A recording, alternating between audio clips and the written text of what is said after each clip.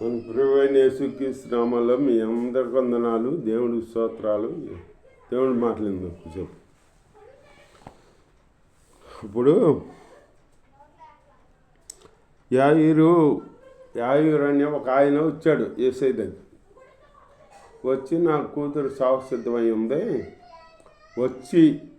నీ వచ్చి స్పష్టపరచు, మీ చెయ్యితే నా కూతురు బతికిద్దని స్పష్టపడుద్దని నాకు విశ్వాసం ఉందా, నువ్వు రామని బతిమాలుకున్నాడు. బతిమాలుకుంటే సర్లే వస్తాను పదాన్ని యేసయ్య వస్తుంటే వచ్చే దారిలో ఏమైందంటే 12 సంవత్సరాల నుంచి రక్తస్రావం స్త్రీ అంటే రక్తధార, ఆ స్త్రీ వైద్యుల చేత తిప్పలపడి అన్ని సార్లు తిరిగితే వ్యాధి ఎక్కడా తగ్గబోయేటప్పటికి ఇక ఏం చేయాలో తెలియక అంతా అవజేసుకుని ఇక ఉంది. ఆ వ్యాధి ఎక్కువైపోయింది, డబ్బులతో డబ్బులు అయిపోయినాయి, ఆ వ్యాధి అయిపోయేటప్పటికి దేవుని స్తోత్రం అయిపోయేటప్పటికి ఈ కన్నబిడ్డల కాడ భర్త కాడ దూరం పెట్టేశాడు. ఆ భార్య దూరం పెట్టేసి ఆవిడ తినే పళ్ళెం ప్రత్యేకంగా ఒక పక్కన పెట్టేసి ఇవన్నీ చేసేసి ఆవిడతో మాట్లాడటం కాడ మానేశారు.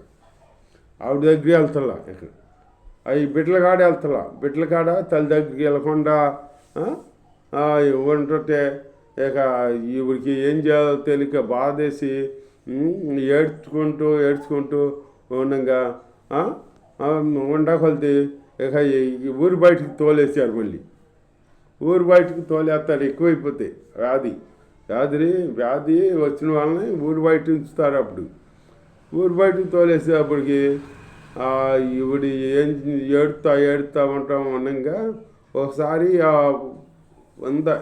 యేసయ్య గురించి ఈవిడి యేసయ్య స్పష్టపరిచే దేవుడని ఎందమాట ఇని అనుకుందా. యేసయ్య వస్తున్నాడని ఆ బాటను వస్తున్నాడని తెలిస్తే యేసయ్య దగ్గరికి వెళ్ళి అట్టయినా స్పష్టపడాలి అని ఆ బిడ్డ అనుకుని ఆవిడ స్త్రీ ఎట్లాగా జనసమూహం ఉన్నారు, యేసయ్య అమ్మట జనసమూహం ఉన్నారు, అందరూ ఉన్నారు. ఈ వ్యాధి ఉన్న ఆవిడ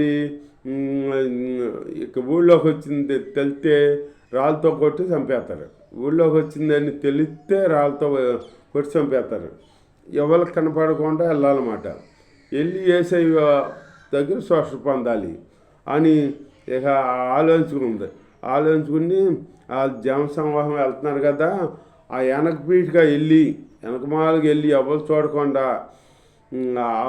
ఆ యేసయ్య వస్త్రపు చెంగు అలా ముట్టి అలా వదిలేద్దాము, అప్పుడు నాకు స్వస్థ కలిగిద్ది అనుకుంది ఆవిడ. విశ్వసించిందన్నమాట. అలా విశ్వసించాలి. మనం ఇప్పుడు ప్రార్థన చేస్తున్నాము. మన ప్రార్థన ఆలకించి దేవుడు కార్యం చేస్తాడో మనకి అని విశ్వాసం ఉందా నీకు?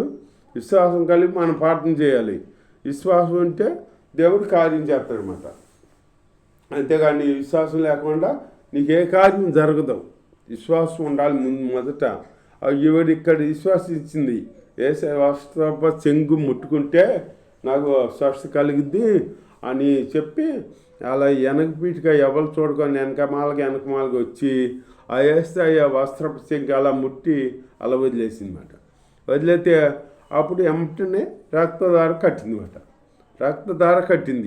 కట్టేటప్పటికి పూర్తి ఆరోగ్యం వచ్చింది. ఇప్పటికి వచ్చేటప్పటికి అప్పుడు యేసయ్య నిలబడి ఎవరో నన్ను ముట్టారు అన్నాడన్నమాట. అంటే ఈ పేతురు అంటాడు, ప్రభువా నువ్వు అనాలని కాకపోతే ఏంటి, ఇంతమంది ఉన్నాము, కిక్కిరిస్తున్నాము, నీ మీద పడుతున్నాము, ఎవరో నన్ను ముట్టారంటావేంటి ప్రభువా అని అనాలని కాకపోతే అనొచ్చు అంటున్నాడు. అంటే యేసయ్య అన్నాడు, అది కాదు, నన్ను ఎవరినో రోగం కలిగిన వాళ్ళు ముట్టారు, నా ప్రభావం వెళ్ళిపోయింది అని చెప్పాడు అన్నమాట. చెబితేను అప్పుడు ఆ స్త్రీ ఇప్పుడు గడగడలా వణుకుంటూ వెనకాల వచ్చింది మాట. వచ్చి నేనే ప్రభువా ముట్టింది, నాకు ఇలాంటి బాధ ఉంది, ఇలాంటి వేద ఉంది, నేను ఎక్కడ తిరిగినా ఎన్నిసార్లు తిరిగినా నాకు బాధ పోలేదు, నివారణ అవ్వలేదు, మీ వస్త్రపు చెంగి ముట్టితే నాకు స్వస్థ కలిగిద్దని నేను నమ్మి వచ్చాను, మీ వస్త్రాన్ని ముట్టాను, నాకు స్వస్థ వచ్చింది అని చెప్పింది మాట. చెబితే అప్పుడు దేవుడు అన్నాడు, నీకు నా కుమారి, నువ్వు విశ్వాసం కలిగదానివై ముట్టావు, నీ విశ్వాసమే నేను స్వస్థపరిచింది, నువ్వు విశ్వాసం కలిగి ఇక వెళ్ళు, ఇంటికెళ్ళు అని అన్నాడు. విశ్వాసం కలిగి వెళ్ళి అన్నాడు. ముట్టావు కదా, విశ్వాసం వచ్చింది కదా, ఇంటికి వెళ్ళి అన్నాడు అని అన్నాడు అనమాట. అని అంటే అంతలోకి ఆ యాయిరు ఇంటిగా నుంచి ఇద్దరు వ్యక్తులు వచ్చారు. వచ్చి ఆయన సమాజ మందిరపు అధికారి అని పిలిచి ఆయన్ని నీ కూతురు చనిపోయింది, ఆ బాధకుడిని బాధ పెట్టమాక, బాధ పెట్టమాక ఎందుకో వచ్చేయి, మనం మిగతా కార్యక్రమం చూసుకుందాము, నీ కూతురు చనిపోయింది అని చెప్పారు. చెప్పేటప్పటికి వాళ్ళంక ఇలా చూస్తున్నాడు. ఏసఐ చూశాడు. ఏసఐ అంక ఇలా చూశాడు. మళ్ళీ చూసే ఏసఐ అంక చూస్తున్నాడు, వాళ్ళంక చూస్తున్నాడు, ఏసఐ అంక చూస్తున్నాడు. దేవుడి స్తోత్రం. అప్పుడు దేవుడు ఏసఐ అన్నాడు, నువ్వు విశ్వాసం మట్టుకు ఉంచు, నువ్వు నమ్మకం మట్టుకు ఉంచు, నీ కూతురు బతికిద్ది అని చెప్పాడు. నేను బతికిస్తాను అన్నాడు. అంటేను అప్పుడు వాళ్ళకి చూస్తేనేమో అవిశ్వాసం వస్తుంది, ఏసఐ అంక చూస్తే విశ్వాసం వస్తుందన్నమాట. ఎట్లయితే ఏసఐ దగ్గర నిలబడిపోయాడు. ఎలా నిలబడిపోతే అప్పుడు ఏసయ్య అప్పుడు అందరూ బయలుదేరి ఇంటికి వెళ్ళారు అనమాట. ఇంటికి వెళ్తే వాళ్ళు కూర్చుని ఏడుతున్నారు. ఈ అమ్మాయి చచ్చిపోయిందని పెట్టుకుని చుట్టూ కూర్చుని ఏడుతుంటే ఏసఐ అన్నాడు, ఆ గొల్లు చేసే వాళ్ళందరం బయటకు పంపించాను అనమాట. ఆ గొల్లు చేసే వాళ్ళందరం బయటకు పంపించన్నాడు. గొల్లు చేసేవాళ్ళు అంటే ఏడ్చేవాళ్ళు మాట. ఏడ్చే వాళ్ళందరం బయటకు పంపించు, ఈ పిల్ల నీ కుమార్తె చనిపోలేదు, ఎదురిస్తుంది అన్నాడు. ఎదురిస్తుందంటే వాళ్ళందరినీ ఈయన ఎగతాళి చేశారు. ఎదురిస్తుంది అంటున్నాడు. ఈయన ఎవరో, ఇప్పుడు చనిపోయి అప్పుడే 3 గంటలు అయింది, మనం అందరం చూసాము, అందుకే మనం అందరం కూర్చొని ఏడుతున్నాము, ఈయన చనిపోలేదు, ఎదురిస్తుంది అంటాడేంటి కానీ ఈయన ఎగతాళి చేశారన్నమాట. ఎగతాళి చేస్తారు దేవుడి బిడ్డలన్న వాళ్ళు మనల్ని కాడ ఎగతాళి చేసి వస్తారన్నమాట. అందరూ పెద్ద భక్తురాలు బయలుదేరింది, పెద్ద భక్తులు బయలుదేరారు అని ఎగతాళి చేస్తారన్నమాట. ఎగతాళి చేసినప్పుడు మనం బాధపడకూడదు. ప్రజలు మిమ్మల్ని హేళి చేసినప్పుడు మీరు సంతోషించండి, గంతులైన నాన్న దేవుడి ఆత్మ ఉంది, అలా మనం సంతోషించాలి పాట. అంతేగాని హేళి చేసేది ఎవరో లోక బిడ్డలో ఎగతాళి చేస్తారు. మనం అదేం పట్టించుకోకూడదు. పట్టించుకోకుండా ఏసయ్య వాళ్ళందరూ బయటికి పంపించేసి ఏసయ్య యాకోబు ఆ 3 శిష్యుల్ని అంటపెట్టుకుని ఆ పిల్ల తల్లిదండ్రిని ఇంట్లోకి తీసుకెళ్ళి అప్పుడు పిల్ల దగ్గరికి వెళ్ళి అప్పుడు ఇట్లా చేసి కుమారి లేకమన్నాడు అనమాట. తప్తి కుమారి లేకమన్నాడు అనమాట. తప్తి కుమారి అంటే ఆ కుమారి లేకమని అర్థం. లేకమన్నాడు అనమాట. లేచి మాట్లాడసాగిందని ఉంది. అప్పుడు యేసయ్య అప్పుడు వాళ్ళందరూ అనుకున్నారు, చూసి ఏమనుకున్నారు, ఆ దేవుని స్తోత్రం హల్లెలూయా. వాళ్ళందరూ చూసి నిజమేనా, ఈయన ఏదో నిద్రవుతుంది అన్నాడు, మనందరూ చనిపోయింది అనుకున్నా ఏడుతున్నాము, ఈయనేమొచ్చి నిద్రవుతుంది అన్నాడు, నిజంగా నిద్రలోంచి లేపినట్టు లేపేశాడు అని చెప్పుకుంటున్నారు అన్నమాట. అలాగే ఇంకా మనం చెప్పుకుంటున్నారు అన్నమాట. అప్పుడు యేసయ్య అన్నాడు, ఆ పిల్లకి అన్నం పెట్టమన్నాడు అనమాట. అన్నం పెట్టమంటేను అప్పుడు అప్పుడు ఆ బిడ్డకు పెట్టారన్నమాట, అన్నం పెట్టారు. అట్లాగే మనం యేసయ్య మాట మీద నమ్మకం ఉంచాలి.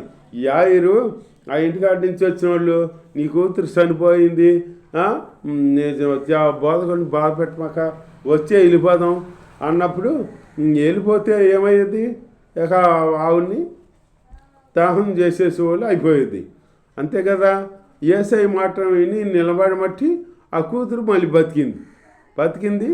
ఈయనకి మళ్ళీ బతికిచ్చి ఆయనకి అప్పచెప్పాడు. అట్లాగే దేవుని మాట వింటే మన కార్యం జరిగిద్ది. ఏ కార్యం అయినా దేవుని మాట మనం వినాలి. అంతేకాని లోకంలో వాళ్ళ మాటలు వీళ్ళ మాటలు, డాక్టర్ల మాటలు వాళ్ళ మాటలు వీళ్ళ మాటలు మనం వినకూడదు. ఏదైనా రాకపోతే దారి తగ్గి పరిగెత్తచ్చు, తప్పలేదు. కాదంట్లా ముందు నువ్వు దేవుడికి ప్రార్థన చేసుకుని దేవుడిని అడుగు, దేవా నాకు ఈ రాగం వచ్చింది, నీకు స్తోత్రం ప్రభా, మరి దీన్ని తగ్గించే దేవుడు కదా నీవే అని ఆయనకి ప్రార్థన చేసుకుని అప్పుడు నువ్వు వెళ్ళు ఆ బిళ్ళలు వేసుకోవాలి, దాంట్లో వేసుకోవాలి. వైద్యమే దేవుడు ఏర్పరిచాడనమాట. కానీ మనం ముందు ప్రభువుకి ప్రార్థన చేయాలి. అంతేగాని మనం రాగానే అటు పరిగెత్తకూడదు. లోకం వాళ్ళు పరిగెత్తేదట, అటు పరిగెత్తి ఎక్కడ సహాయం అందుద్దా, ఎక్కడ స్వస్థ కలిగిద్దా, ఎక్కడ ఇది అవుద్దా, ఎక్కడ బాగా అవుదామా అని వాళ్ళు చూస్తారు. అన్నమాట చూడకూడదు. మనం దేవుని ప్రార్థన చేసుకోవాలి. ప్రార్థన చేసుకుని ఆ దేవుని అడగాలి. దేవుని అడిగి అప్పుడు మనం వెళ్తే అప్పుడు మన కార్యం సఫలం అవుద్ది. అక్కడ దేవుడు సఫలం చేస్తాడనమాట. అట్లాంటి విశ్వాసం కలిగి మనం ఉండాలి. అంతేగాని ఇక్కడ యాయిరు విశ్వాసం ఉంచి దేవుని మాట మీద ఉన్నమట్టే కదా బిడ్డ బతికిందంటే ఎలా బతికింది? దేవుడి మాట మీద విశ్వాసం ఉంచి అట్లా ఉండిపోయాడు. అదే వాళ్ళ మాటని వెళ్ళిపోతే ఆ బిడ్డను పోగొట్టుకునేవాడు కదా. అట్లాగే దేవుని మాట వినాలి. మనం దేవుణ్ణి నమ్ముకున్నాం, దేవుని మాట వినాలి. కానీ లోకం వాళ్ళ మాట వినకూడదు. లోకం వాళ్ళు ఎన్నో చెబుతారు, మనం అయ్యో వినకూడదు. దేవుణ్ణి మనం ముందు పెట్టుకుని జీవించాలి. మనం లెగుతూతోటే దేవుని ప్రార్థన చేసుకోవాలి. ఏదైనా వస్తే దేవుని ప్రార్థన చేసుకోవాలి. దేవుని ప్రార్థన చేసుకుని అప్పుడు నువ్వు వెళ్ళు, మాత్రం వేసుకోవద్దు దాంట్లో.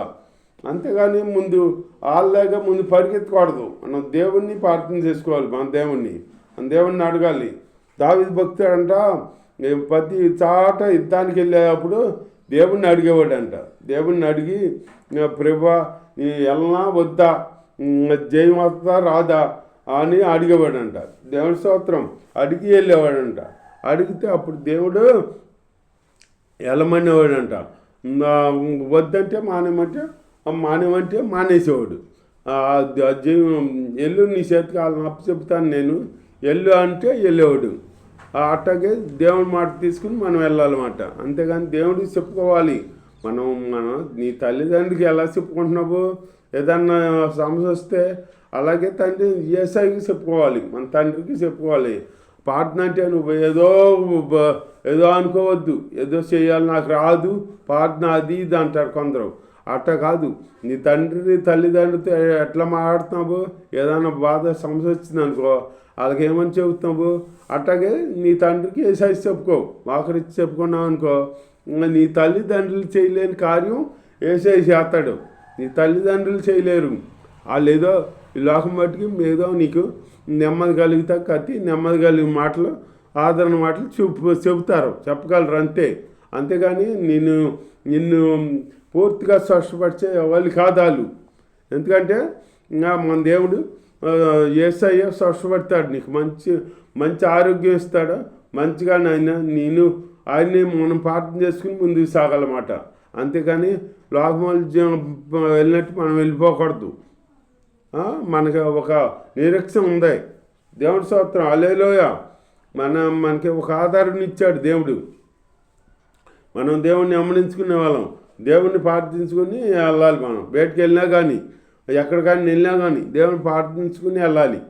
వెళ్తే దేవుడు కార్యం చేస్తాడు. నువ్వు వెళ్ళే ఏదన్నా కారు కానీ బస్సు కానీ అక్కడ యాక్సిడెంట్ అయిపోతుంది అనుకో, అది నీకు దేవుడే తప్పిస్తాడు. నువ్వు ప్రార్థన చేసుకుని వెళ్ళావు అనుకో, నీకు దేవుడు తప్పిస్తాడు. అంతేగాని నువ్వు ఎంత మట్టి అట్ట వెళ్ళిపోతే నీకు నిరీక్షణ ఉండదు. ఏదన్నా జరుగుద్ది. నీకు జరిగినాక నువ్వు ఎన్ని అనుకున్నా ఇక లాభం లేదు. దేవుడి యొక్క దీవించగాక. ఆమేన్.